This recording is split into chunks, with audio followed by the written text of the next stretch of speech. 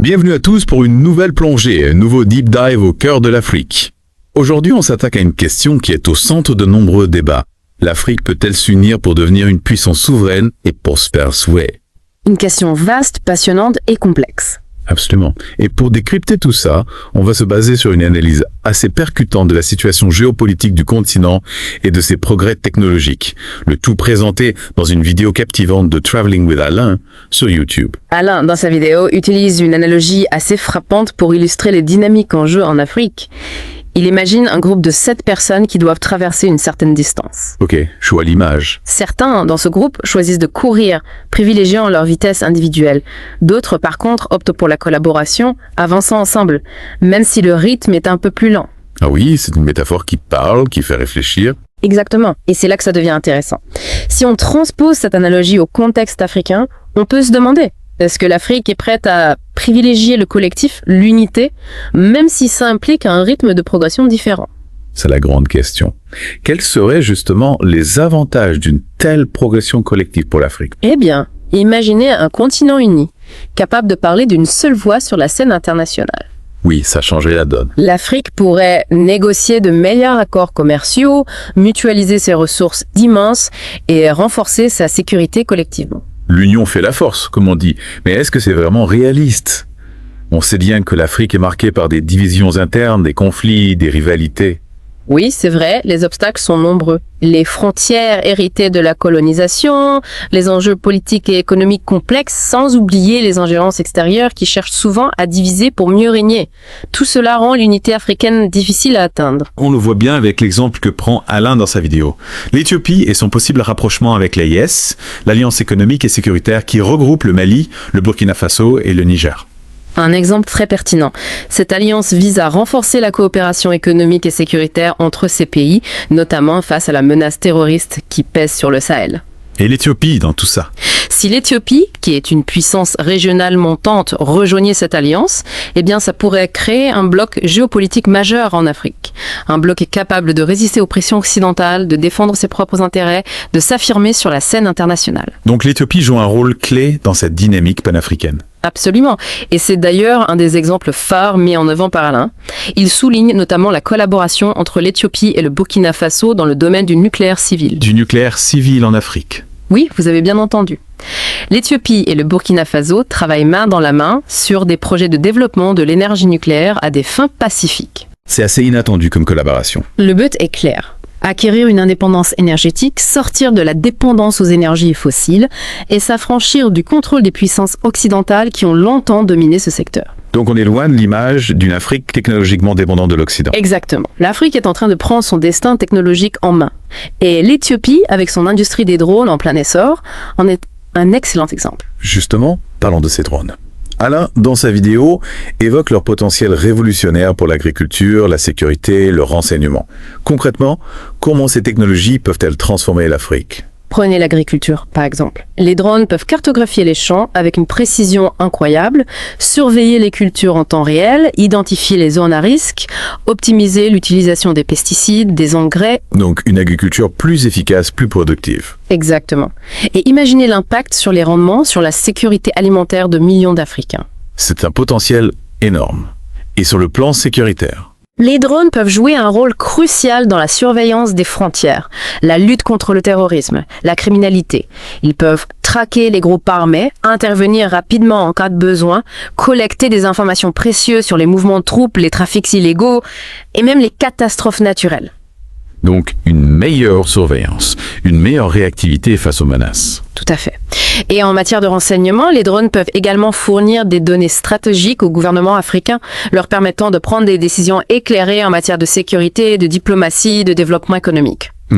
Mais est-ce que l'Éthiopie a réellement les moyens techniques de rivaliser avec les leaders mondiaux du secteur des drones? L'Éthiopie a beaucoup investi dans la recherche et le développement ces dernières années, notamment dans le domaine de l'intelligence artificielle. Leurs drones sont équipés de capteurs sophistiqués, de logiciels performants et ils sont capables d'effectuer des missions complexes de manière autonome. Impressionnant. Bien sûr, il y a encore un fossé technologique à combler par rapport aux géants du secteur comme les États-Unis, la Chine ou Israël.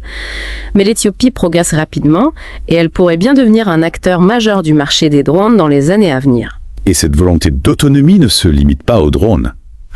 Alain, dans Traveling with Alain, mentionne aussi la production locale d'armes, de munitions et même d'explosifs par l'Éthiopie. Oui, l'Éthiopie a compris que la véritable souveraineté, ça passe par une indépendance militaire. En produisant ses propres armes, elle réduit sa dépendance aux fournisseurs étrangers, elle contrôle ses exportations d'armes et elle se donne les moyens de se défendre en cas de besoin. C'est une évolution significative.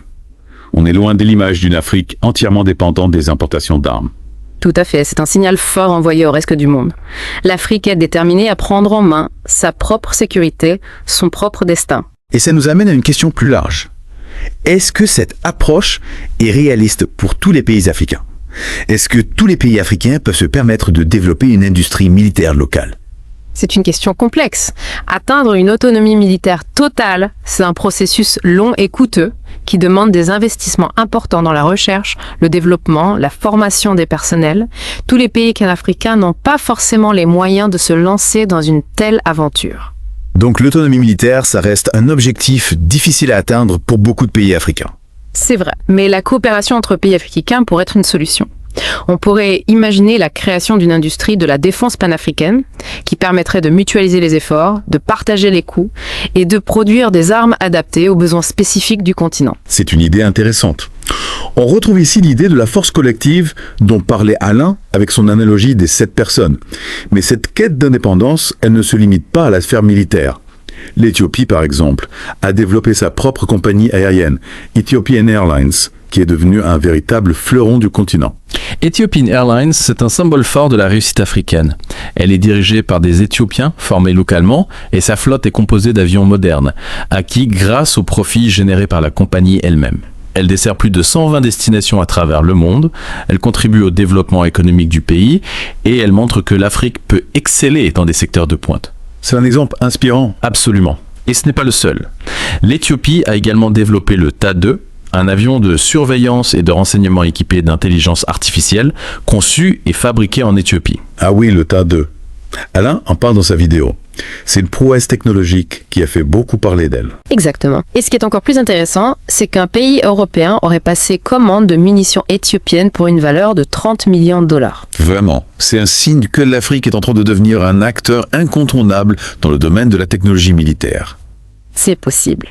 En tout cas, ça montre que le savoir-faire africain est de plus en plus reconnu et apprécié à l'international.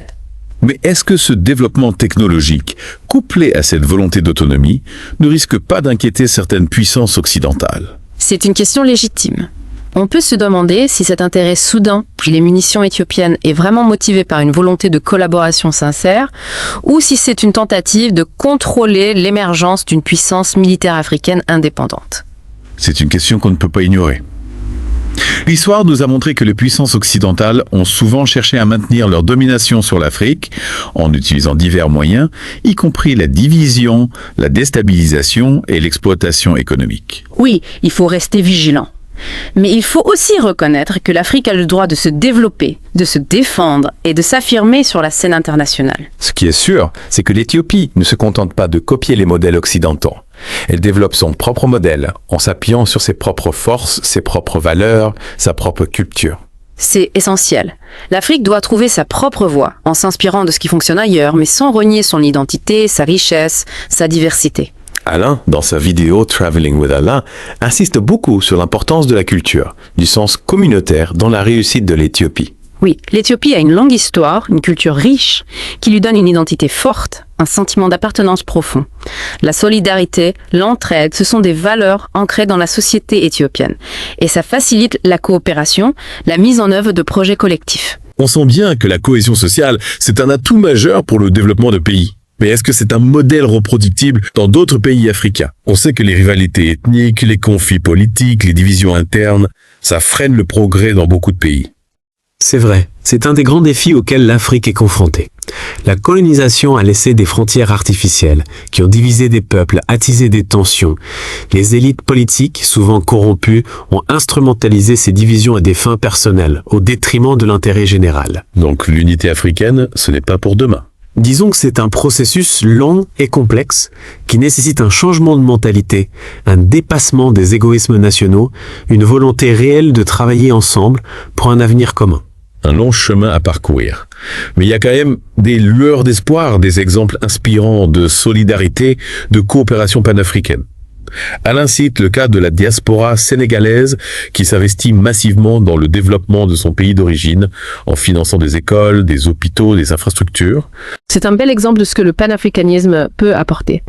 La diaspora africaine, avec ses compétences, ses réseaux, son attachement à son continent d'origine, peut jouer un rôle moteur dans le développement de l'Afrique. C'est une force qu'il faut absolument mobiliser. Tout à fait. Il faut créer des ponts entre l'Afrique et sa diaspora, faciliter les échanges, les investissements, la circulation des talents.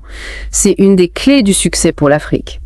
Et justement, en parlant de la diaspora, Alain met en lumière, dans sa vidéo YouTube Traveling with Alain, une initiative qui me semble particulièrement intéressante, le projet de voiture électrique au Burkina Faso. Des voitures électriques au Burkina Faso. C'est assez inattendu. Oui, et c'est là que ça devient fascinant. Le Burkina Faso a choisi de ne pas suivre aveuglément le modèle occidental, basé sur les énergies fossiles. Ils ont compris que la dépendance au pétrole, c'est un frein au développement. Exactement. Le pétrole, c'est cher, ça pollue, et ça profite souvent à des intérêts étrangers. Donc, ils ont décidé de prendre les devants et de développer une alternative propre, durable et accessible. Absolument. L'idée, c'est de créer des véhicules électriques adaptés aux réalités africaines, en utilisant les ressources locales et en s'appuyant sur les compétences du continent. C'est ambitieux, mais concrètement, comment s'y prennent-ils? On imagine que concevoir et produire des voitures électriques en Afrique, ce n'est pas une mince affaire. Le Burkina Faso a misé sur la simplicité et la robustesse. Ils ont conçu des véhicules électriques faciles à entretenir, capables de rouler sur des terrains difficiles et surtout adaptés aux besoins de la population locale. C'est une approche pragmatique. Mais est-ce qu'ils ont les capacités industrielles et technologiques pour produire ces véhicules en masse? Le Burkina Faso a su mobiliser des partenaires clés pour ce projet. Ils travaillent avec des universités, des centres de recherche africains, et ils ont même reçu le soutien de la diaspora burkinabé, qui apporte son expertise et ses financements. Donc une vraie collaboration panafricaine. Mais au-delà des aspects techniques, quels sont les défis à relever pour que ce projet soit un succès? Le plus grand défi, c'est de convaincre la population d'adopter ces véhicules électriques. Il faut lutter contre les idées reçues, montrer que l'électrique, c'est fiable, performant, économique à l'usage. Et puis, les questions des infrastructures.